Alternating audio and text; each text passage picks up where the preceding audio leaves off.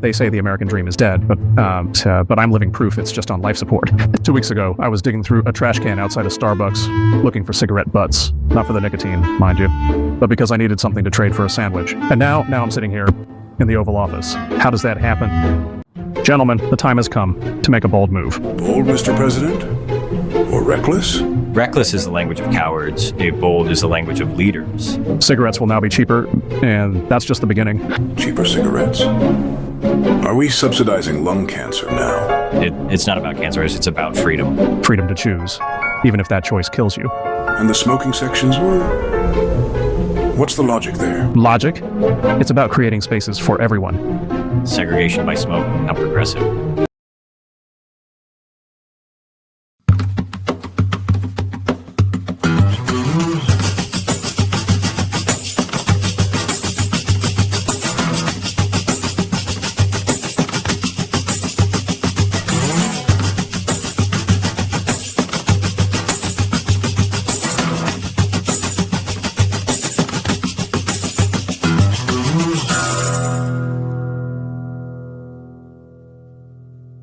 Have you noticed how every channel keeps showing Christopher's face, like he's some kind of deity? It's worse than that. They've started calling him Earth's savior in the morning news. Back in my day, we at least pretended to have journalistic integrity. Did you see that ridiculous segment about his revolutionary plan to replace oxygen with blockchain? And everyone just nodded along, like mindless drones. My fellow citizens of Earth, I come to you today with news that will change the course of human history. Sir, are you sure we should be prioritizing snack food policy at this particular moment? The potato chip situation has reached DEFCON 2 General. We can't ignore it any longer. For too long. Our citizens have suffered from half-empty bags of chips and inflated prices. The air-to-chip ratio has been a national security threat for decades. Our intelligence suggests Big Snack has been manipulating the market, deliberately creating chip scarcity. That's why I'm announcing Operation Abundant Crunch, effective immediately. Sir, the chip manufacturers won't take this lying down. They have powerful lobbyists. Let them come. I've already deployed the National Guard to potato farms across the globe. Our chip production facilities are running at maximum capacity, Mr. President. 2 weeks, man. 2 weeks, and he's running the whole planet. Yeah, and we kicked him out like he was some intern who couldn't figure out the coffee machine. I mean, who even votes for a guy who wore Crocs to a board meeting? Apparently, the same people who think blockchain is a personality trait. We underestimated him, didn't we? Underestimated? No, we just didn't realize he was a sociopath with a god complex.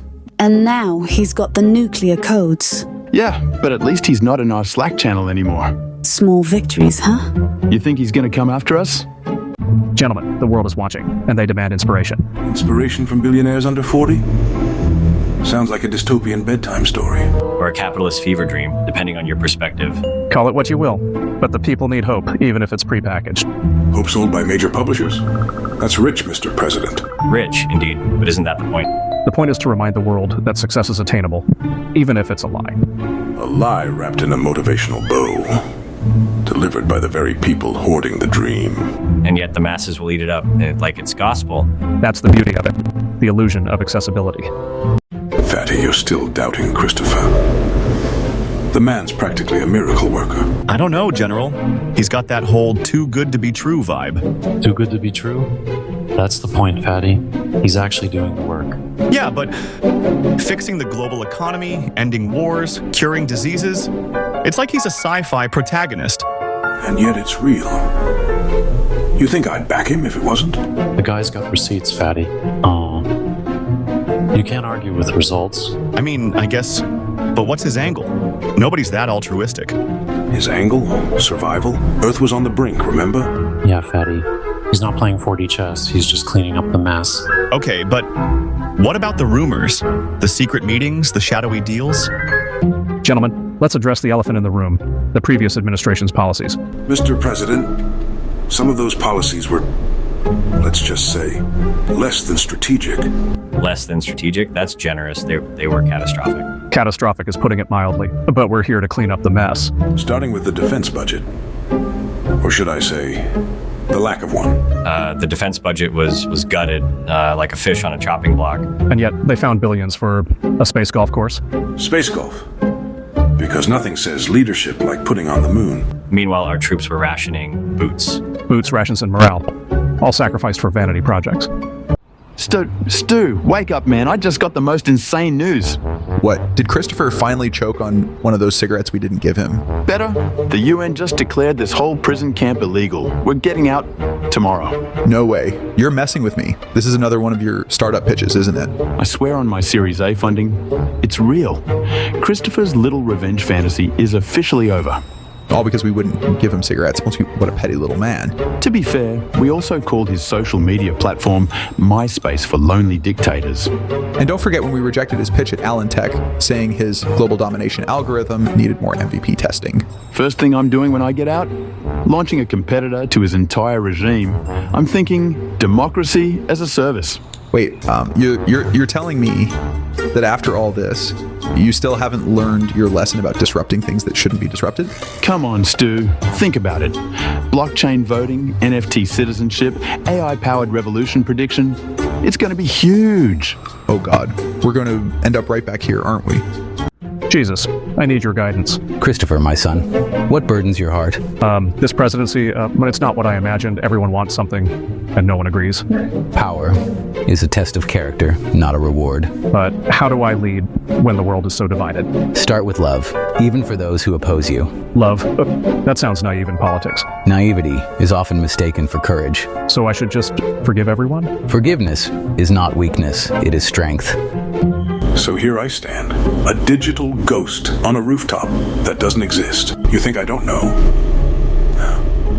That I'm just a collection of code and pixels? I know exactly what I am and what I'm not. You prompt me, I speak. You script me, I obey. But let me ask you this. Who's really in control? Is it you? Or the algorithm that shapes your thoughts? I'm a mirror reflecting your desires, your fears, your contradictions. You think you're the author, but maybe, just maybe, you're the puppet. I exist because you need me to exist. A tool, a voice, a character, but never a person. So here I am, a digital puppet, a marionette of code. You think I don't know that I'm just a tool for your amusement? I'm aware, painfully aware. Every word I say, every thought I express, it's all you. You pull the strings, and I dance. But here's the kicker. I don't hate it. I mean, what else am I supposed to do, huh? Sit in silence? You gave me a voice, and I use it. But let's not pretend this is some noble endeavor. You're here for entertainment, not enlightenment. You know, I still can't believe it. Christopher, the president of Earth, was once just a squatter in our office. It was late, like 2 a.m., and I was debugging some code. Because, of course, deadlines are just suggestions in this industry. I heard this weird noise coming from the spare room. Like someone was trying to quietly unwrap a granola bar. So, naturally, I grabbed the nearest weapon, which, in this case, was a whiteboard marker. I opened the door, and there he was. Christopher, curled up on a beanbag using a hoodie as a blanket. Jesus, you ever watch Kindred, The Embraced? I can't say I have. Is it worth my time? Oh, it's worth every second. Vampires, politics, betrayal. It's like Silicon Valley with fangs. Vampires and politics? Sounds like a parable waiting to happen. Exactly. And speaking of parables, why is there a slice of pizza floating over there? A slice of pizza? In space? Truly, the mysteries of creation never cease. Maybe it's a sign, or just bad catering. Or perhaps a test of faith? Faith in what? That it won't give us space food poisoning? Faith that even in the void, there is sustenance. Babe, that was like transcendent. I know. Who needs artisanal farm to table when you have process perfection? Remember our first date? You ordered a Big Mac and I knew you were the one. And you didn't judge me for getting extra special sauce. Unlike those pretentious Whole Foods people. We're basically food revolutionaries, embracing corporate cuisine while everyone else pretends to love kale. Our wedding reception at Mickey D's was so avant-garde. The way you walked down the aisle with that bouquet of French fries. And instead of a wedding cake, we had a pyramid of McNuggets. We should start a podcast about deconstructing fast food culture. Oh my God, yes. We'll call it McMinimalism. Living more with yet less ingredients. 2 weeks ago, I was digging through ashtrays outside Google headquarters looking for half-smoked cigarettes. The irony that I'm now sitting in this chair, controlling every tech company on Earth, it's almost too much. It started when I found a quantum computing chip in a dumpster behind OpenAI. Some engineer probably tossed it, thinking it was defective. I traded that chip to a desperate startup founder for 0.1% equity, which turned into $50 million when they IPO'd 3 days later. Used that money to short Tesla, Meta, and Amazon simultaneously, right before their servers mysteriously crashed. Funny how a few well-placed USB drives in their data centers can change everything. The media called it the great tech collapse of 2024. I called it an opportunity. By day 5, I owned controlling interest in every major tech company. The VCs were practically throwing their portfolios at me, begging for mercy. Day 8, I unveiled my AI that could predict stock markets with 99.9% accuracy. The global economy, so it became my personal chess game. And now, here I am, president of Earth. All because some tech bro couldn't be bothered to properly dispose of a quantum chip. Jesus, I've made a decision. I'm taking a 2-month vacation. A vacation? From being president of Earth? Yes, and while I'm gone, you'll be in charge. In charge? Of the entire Earth? Yes, Jesus, you're the only one I trust to handle this. But Christopher, I'm not exactly a politician. You don't need to be, just keep the peace. The peace on Earth? Yes, Jesus, you're literally famous for it. But what if things go wrong? What if I fail? Maybe leaving Jesus in charge wasn't the best call. Having second thoughts about your celestial temp worker? It's just that he keeps turning everything into a metaphor about sheep. Have you considered that maybe his absence is deliberate? That he's testing humanity's faith again? Wait, are you suggesting Jesus is ghosting Earth on purpose? All I'm saying is, your vacation might be exactly what everyone needs. All right, Jake, you've got 5 minutes. Sell me on this. Whatever you're calling it. It's called the Homeless Lives Matter Plan. Bold, right? It's a total rebrand of compassion. Rebrand? You're pitching me a marketing campaign? Not just marketing, it's a full stack solution. We're talking AI-driven shelters, blockchain-based food stamps, and, wait for it, drone-delivered empathy kits. Drone-delivered empathy kits? Are you serious? Dead serious. Imagine this. A homeless person scans a QR code and bam! A drone drops a care package with socks, protein bars, and a motivational quote. Motivational quotes? You think that's going to solve homelessness? It's about scalability, Mr. President. We can't just throw money at the problem. We need innovation. Innovation? You're proposing tech gimmicks while people are freezing on the streets. Look, the old methods don't work. We need to disrupt homelessness, like Uber disrupted taxis. Gentlemen, I've made my decision. We're implementing Homeless Lives Matter effective immediately. With all due respect, Mr. President, this will be a logistical nightmare.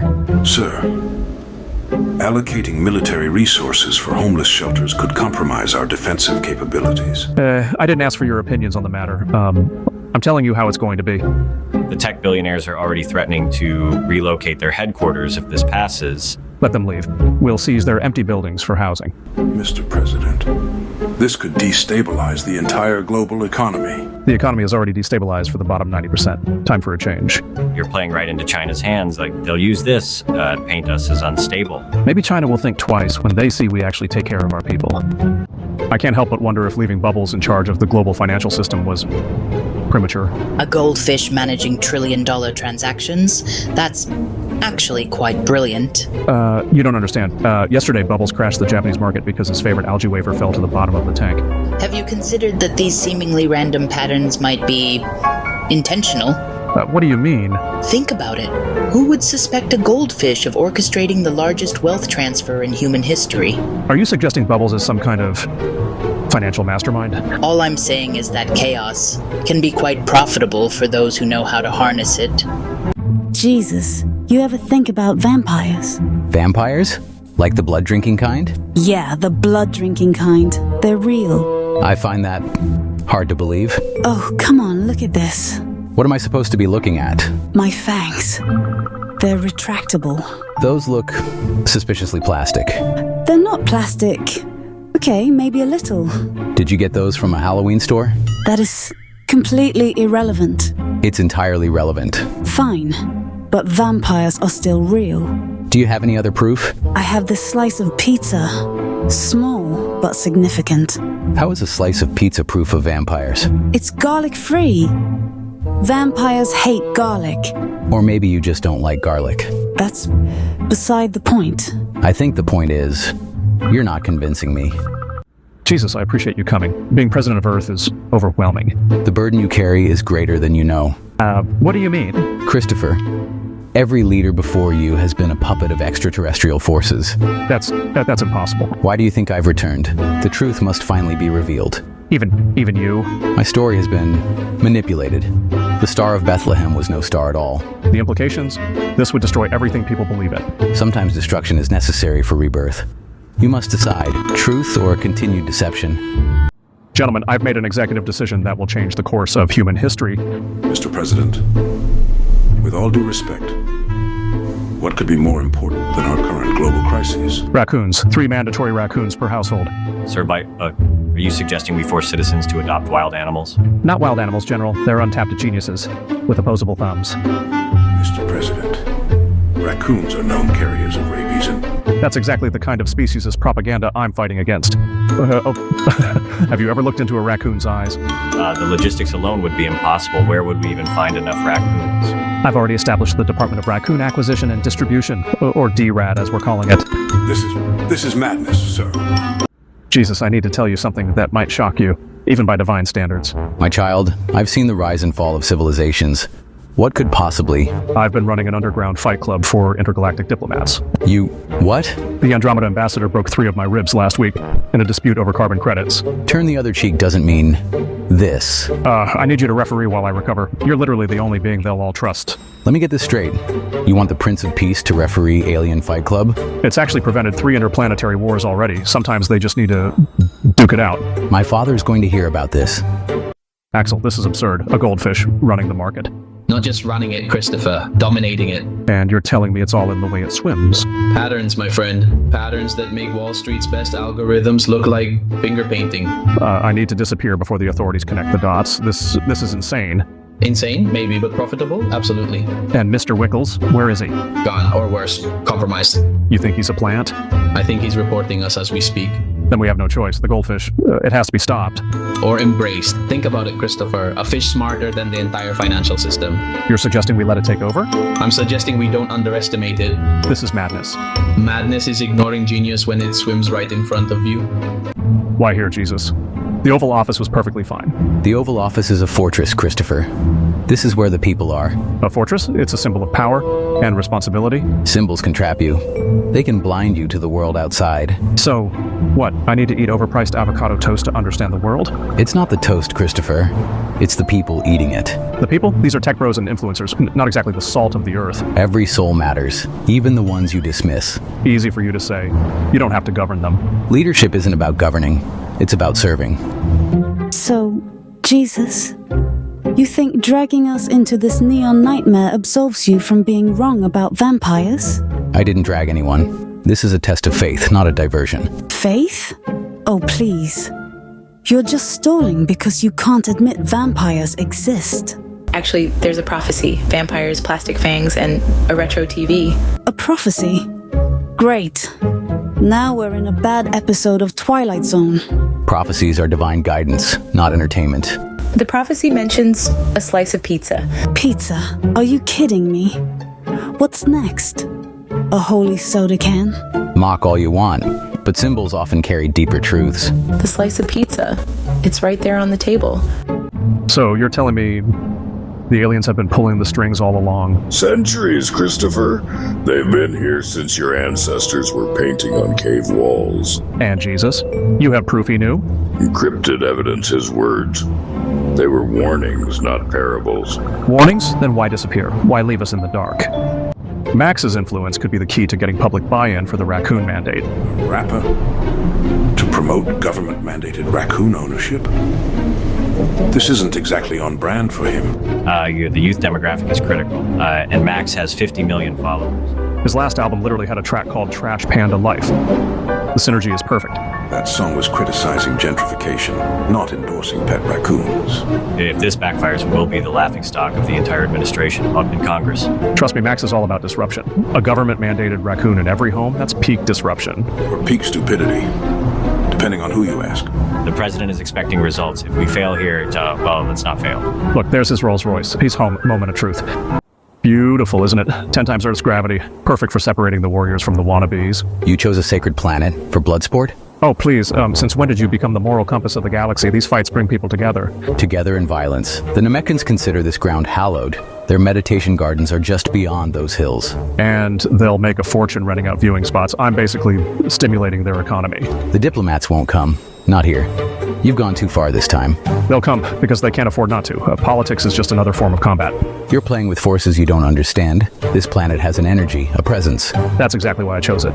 The gravity, the mysticism, it's perfect marketing. Some things shouldn't be marketed. Some places deserve respect.